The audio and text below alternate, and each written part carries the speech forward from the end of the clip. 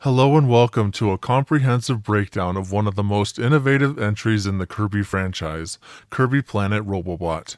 In this video, I'll be sharing 100 carefully considered reasons why this title stands out not just as a fan favorite, but as a remarkable case study in game design, creativity, and player engagement.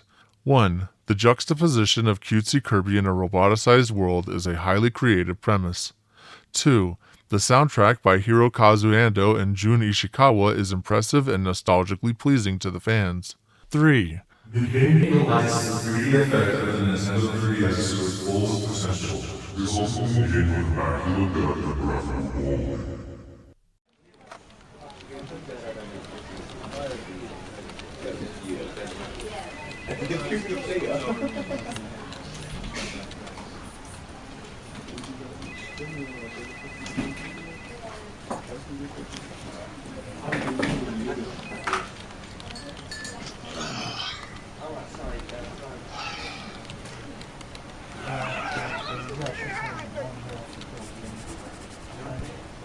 You want a full reference, huh?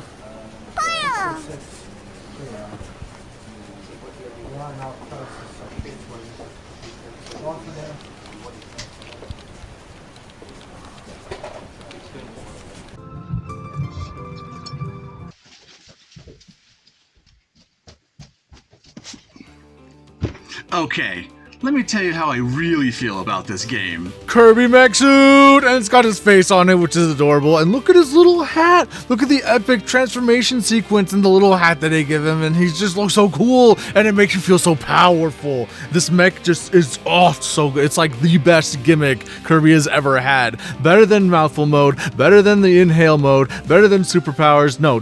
This is like legit, because all those are just kind of like press a button and do a thing. Here, you're still playing the game, and it's just cool. You're in a mech and you're doing crazy things. You get sword and you become Wasabi from Big Hero 6 with your freaking knife arms of doom. And not to mention the fighter jet and the car and beam attack. Oh, it's all so good. Not to mention you can customize your Robobot with all the stickers that you find, which is a great source of dopamine, by the way. Getting those stickers, seeing all the old references. This D-D-Doodle is probably my favorite one. It's just so freaking adorable. And it's Kine. You guys all know how much I love Kine. But outside the mech, the world aesthetic itself is insanely cool. Like, it's just all futuristic, and like I said earlier, the juxtaposition between Kirby and this futuristic mech world is just so cool and so interesting. It feels like playing a Mega Man X stage where everything was mechanized and futuristic. But what really brings the aesthetic together is all the roboticized enemies you fight in the game. There's cyborg Bronto Verts that look like Cyborg from Teen Titans. There's fish wearing goggles and hard hats now. Mechanical bosses, futuristic looking henchmen, and most adorably Waddle Dees who now have pants and hard hats, and they follow the traffic laws. OSHA would be so proud. And better yet, nearly every stage in the game has like a different looking aesthetic of the future. Like, let's go ahead and name some of my favorites. The casino levels, which isn't super high-techy, but it just makes so much sense for a giant corporate CEO to have a casino, obviously. You have an ice level that's literally just an ice cream factory, which is hilarious and delicious looking. There are train levels, and I do love my trains, and these are really cool. It's always fun to go on a train. And look, it's a sleeping Waddle Dee driving it, and then in a later stage, it's a sleeping Grizzo, and it's just adorable and really funny. There's this water stage that has this underwater city that gives me major Super Monkey Ball 2 whale vibes. The giant screw levels in every world that feel like a reference to the big pyramid level from the second world of Kirby 64. The ridiculously cool cyberspace backgrounds later on that makes you feel like you're going through dimensions, and just look at this. Look how beautiful this is. It's so cool looking. City levels, lab levels, laser levels, the return of Factory Investigation with a remix of the Factory Investigation music. It is so fitting that this is back. I could go on and on, I already have, but man, the stages in this game are so good. But you know what makes them even better? The music. Oh man, the soundtrack in this is bumping. Not only do you get the theme song that comes with the Robobot when you first get it, but you got the fun casino music that makes you feel like you're at a carnival. The boss theme, which is an intensified version of the Haltman Works Company's theme song motif. A truly beautiful rendition of the All-Star Rest Place / Rest Area / Float Islands that plays on the menu. Yearning for Yellow, the theme that plays in the Waddle Dee driving stage, which is no joke my 100% most favorite song in Kirby history. Oh, and let's not forget that one song in the laser area music that starts up with the...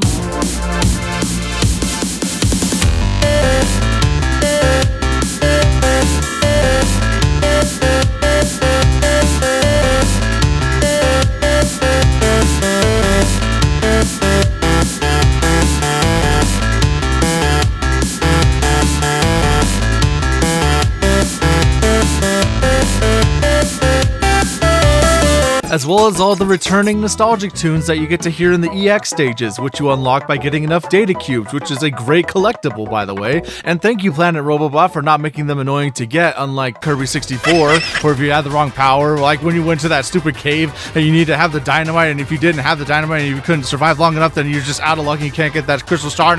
Speaking of which, Kirby has one of the best lineups for powers in this game compared to all other games. You've got Ninja coming back, which is my favorite power. My other favorite power, Wheel, which is so much fun, and I can dance now. Woo! Clown. Archer's back, which is just as broken as ever. Mira and Jet are back, which is really awesome. Doctor is ridiculously funny. I hereby prescribe you with death.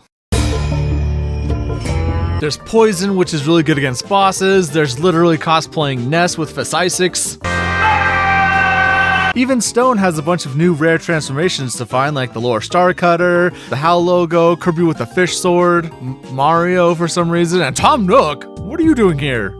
Just a super solid lineup of Kirby powers, but now let's talk about the thing that I truly love the most about this game, outside of just having an overpowered mech.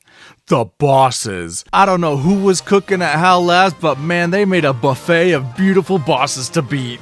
With the best thing in general about the bosses being how cohesive and fitting to the narrative they are. All the bosses are creations or employees of the Haltman Works company specifically designed to fight you and defend the company, as opposed to other Kirby games where it just feels like you're running into monsters at random because they happen to be in your way.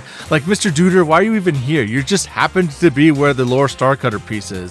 Meanwhile, in this game, you fight the Hollow Defense API, which is something that Susie and the mother computer created using data from the fight from N64, and then giving it information from other bosses in the series, which justifies having to fight those holograms in the first place. Or the Meta Knight fight, which is justified because Meta Knight lost to the company, so they roboticized him and turned him into Mecha Knight, which 10 out of 10 pun, by the way. The Clanky Wood fight is one of the best takes on Wispy Wood we've ever had, because not only does he chase you in the very first level, but his fight has 3 whole phases. A normal 2D phase, a 3D circular phase, which by the way, Wheel absolutely cheeses the crap out of, and then a third stage where he's like trying to stab you and stuff, and when you beat him, he starts crying oil, and it's just like, this is great. Executive Secretary Susie, who by the way is objectively a great character with a great design, has a really fun boss fight where she fights you in her giant mech after she sings praises to President Haltman and tells you very business formally that you need to be eradicated. The later fight with President Haltman is very similar to Susie's, but in my opinion 10 times better.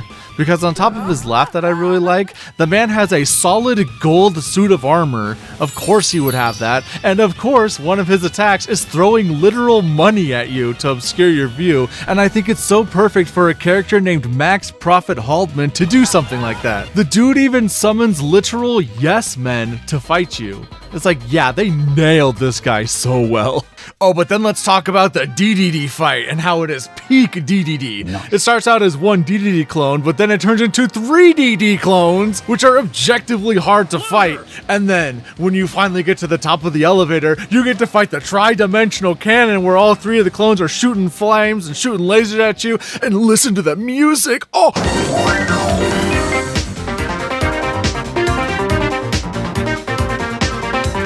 An absolute banger, yeah, but then it gets to the...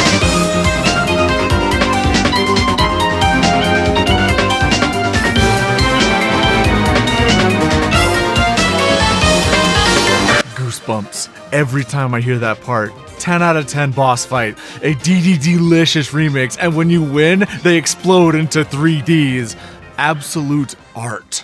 Oh, but it gets better, friends. There's a boss fight in this game called Cogs, where you fight him when you're in the Jet side-scroller shoot-'em-up parts, and I remember back in the day when I first played this game thinking it would be really awesome if Kabula showed up for these side-scroller Gradius-type sections.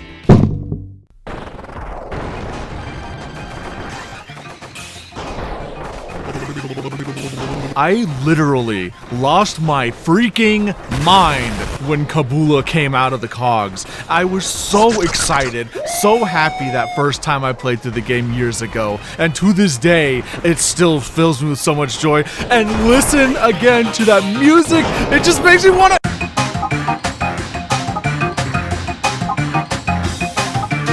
The mighty airship taking flight once again. Equipped for war bent on protecting Hultman.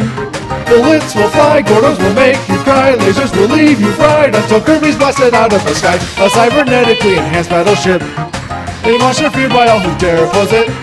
Armed to the teeth, but for power and speed, not admitting defeat, attacking until you cease to bleed. From D-D-D to Hultman Works Company, the core of cogs is she. Kirby, you've come so far, but the superstar will leave your Robobot tattered and charred. On guard. I love this boss so much. But then it gets even better because the hype continues with the final boss, Star Dream. Oh my gosh, this entire sequence is so good. You beat President Hultman and then he activates Star Dream, which can grant any wish, and then Susie out of nowhere comes in and steals it from him and is like, oh, I've been a spy the whole time. And it's like, oh yay, Susie redemption. I mean, it's a little far-fetched considering how aligned with Hultman's goals Susie was the whole time, but hey, at least she's a good character now and she's great, so she can come back later. But oh no, Star Dream goes out of whack and it erases the mind of Hultman, so his soul is like gone. And then he's like, we need to eradicate everyone, and then the pinnacle of the entire game happens. Susie gives you a Robobot and you get in and you see your boy Meta Knight out there with the halberd and you transform into the halberd! And it's the coolest thing in any Kirby game ever! How many times have we fought on and seen the halberd? Now we get to be the halberd. And we get one of the best bosses ever with it too. We go into this amazing immaculate backdrop of space as we're flying around shooting at this control unit, which by the way has wings that look very creepily reminiscent to Zero Two's, which is always nice. You're dodging lasers, you're shooting your own lasers, it's throwing objects at you that you absorb and then shoot back as star projectiles. But this is a Kirby boss, so there's always a phase 2 where it combines with the big ball that came to evade Popstar in the first place, and you start shooting at that, it chips off pieces of its face, and then what do we see but another Nova? This game is the biggest love letter to Kirby Superstar ever. We've got another Nova fight. We've got another Kabula fight who showed up in Ultra. We've got Mirror and Jet returning who were introduced in that game. We even have the freaking menu theme, which was the rest area from the Great Cave Offensive from that game, and then later was the main menu for Ultra. The nostalgia here is just peak, man. Even some of the objects that Star Dream throws at you were objects that were on the original Nova back then. Oh, and if it wasn't obvious, the boss music is absolutely fantastic. Even has the little beeping thing at the beginning, kind of like an alarm, and I think that's really fitting, considering this boss turns into basically a pocket watch, which also, if you think about it, is something that really rich people like Hultman would have in their pocket so that they can flash it out and be all cool. It was like the Rolex of the past. And at the end of the fight, when you think it can't possibly get any crazier than this, Kirby and the Robobot get ejected from the halberd, and using the drill hands from the Robobot, they make a Gurren Lagann reference. My drill is the drill that creates the heavens! It's just so crazy. There's just so much about this ending that's insane. Until we get to the final cutscene. Kirby has to leave the Robobot behind, and we see the Robobot cry oil, and it's really sad because it was the best gimmick Kirby ever had. But it's okay because during the end credits, you get the Robobot again, you get to punch the names. So in the end, this ends up being one of the best narratives to play through and one of the most fun Kirby games ever. But it's not even over because there's way more side content that gets unlocked. Not only do you get the arena back, which is always a fun time to go through, but you get Meta Nightmare Returns, where you get to play through the entire game as Meta Knight, as the main man, as the literal coolest character in all of Kirby. And honestly, it's a blast to play through because the bosses are all harder and Meta Knight has all these abilities, including his Brawl Final Smash and a move that brings back all of his Meta Knights from Kirby's Adventure, which is really great to see, and it's just a whole screen wipe. But then at the end of the mode, you have 3 separate boss fights to go through, just like D-D-D did in Triple Deluxe with his version, where Star Dream decides you're going to be the new admin, so you're going to have to fight these 3 warriors to prove your worth. And not only do you have to fight a clone of Sectonia, which is pretty great to see her return after after one game, and the return of Galactonite, who's actually not a clone but was warped in through time and space to fight you, and when he gets her, of course he destroys Stardream right off the bat because that's just who he is, with the rest of his fight being pretty great as well. But that's nothing compared to the greatest return we've ever seen in over 20 years, Dark Matter Blade! We never see Dark Matter Blade outside of just random nostalgic pulls from like the keychains and the stickers. This was so awesome! We get to fight him again as Meta Knight, and he's got the Rainbow Sword, and he's got a ridiculously good remix, which by the way I wrote a song to and is like the best video I've ever made, by the way. But this is how you do nostalgia perfectly. More perfect than any other game in the series, although Triple Deluxe does come close because they brought back the mirror from Amazing Mirror and the Dark Meta Knight fight, but I still hold firm that Planet Robobot took that, perfected it, and added a bunch of other cool stuff in the game, resulting in the crown jewel of the entire Kirby series. And if that's not enough boss love and nostalgia for you, then wait until you get to the end of True Arena, where you have to fight Stardream Soul, who's way harder than his old version, and has a full extra phase that's literally ripped from Kirby Superstar Ultra. This game just keeps giving and giving so much great stuff to the point that my cup hath runneth over with Kirby love. But it still keeps giving you more because did I not mention the insane lore behind this whole game? Cause yeah, every boss fight comes with a pause screen that tells you about the lore of their creation, as well as the lore behind Haltman and Susie, where you find out it's actually a horrible tragedy. How they were father and daughter who were separated due to an accident, where Susie gets sent into this alternate dimension with the Sphere Doomers, and President Haltman, desperate to get her back, reawakens Stardream to get his wish granted. But he sadly loses his mind in the pursuit of profit, to the point when Susie comes back to be his secretary, they don't even recognize each other anymore. All for President Haltman to eventually have his soul erased entirely, meaning they'll never be able to reconcile. It's heartbreaking, it's emotional, and it's powerful, and it's another reason why Robobot is so good. But after all this gushing about stages, aesthetic, music, and bosses aside, there are still other smaller things that I love about this game, just not as weighty. I like that Meta Knight heals himself all the way. I like how overpowered the wheel ability is because it justifies me loving it so much. I like how many callbacks to the N64 there are, including the non-canon fan theory that the Haltman Company attacked Shiverstar years ago and that's why it's a post-apocalyptic wasteland. I like how many stickers there are. I like that this invincibility music, as well as Triple Deluxe, is my favorite version of the song. I love that I can do this in sound test.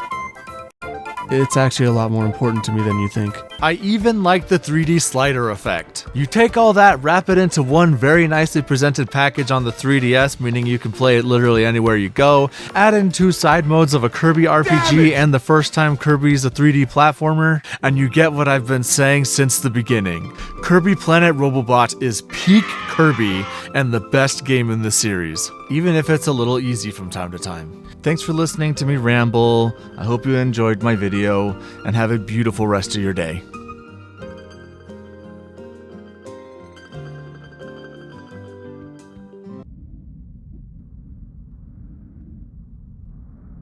Come on,